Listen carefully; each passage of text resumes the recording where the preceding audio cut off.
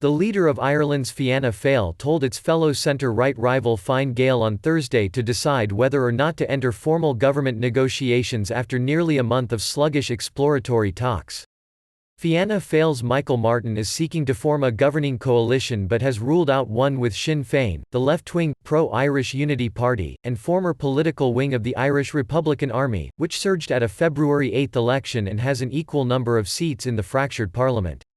Acting Prime Minister Leo Varadkar's Fine Gael, which has 35 seats in the 160-seat House to Fianna Fail's 37, favours going into opposition but has said it would be willing to help form a government if all other options are exhausted.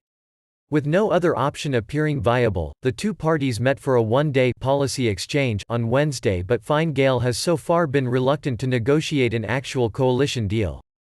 The lack of progress has left Ireland represented by a caretaker government in the initial stages of post-Brexit trade talks, crucial for parts of the economy, and as the Health Ministry reported its sixth case of coronavirus on Wednesday. "I've made decisions, the party has made decisions, it's now up to others to come to the table in a decisive manner and negotiate a programme for government," Martin told Irish national broadcaster RTE. "It's decision time." He said there was no pathway to opposition for Fine Gael and that realpolitik will have to break through at some stage. Martin said his team did not hear anything at the initial policy meeting that would pose an insurmountable challenge to a first-ever coalition between the two historic rivals that emerged from opposing sides of Ireland's 1920s civil war. Fianna Fail facilitated the last Fine Gael-led minority government from opposition, but the Fianna Fail leader said on Thursday that he favoured a full coalition this time. Martin's long-standing opposition to Sinn Féin primarily relates to its past IRA links.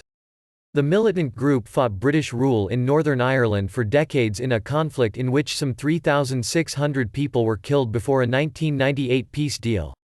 If Fianna Fail and Fine Gael cannot agree to lead the next government and maintain their steadfast opposition to Sinn Féin, a second election would be the only way to break the deadlock. An opinion poll last week showed Sinn Féin's popularity had surged further and that it had almost as much support as its two main rivals combined.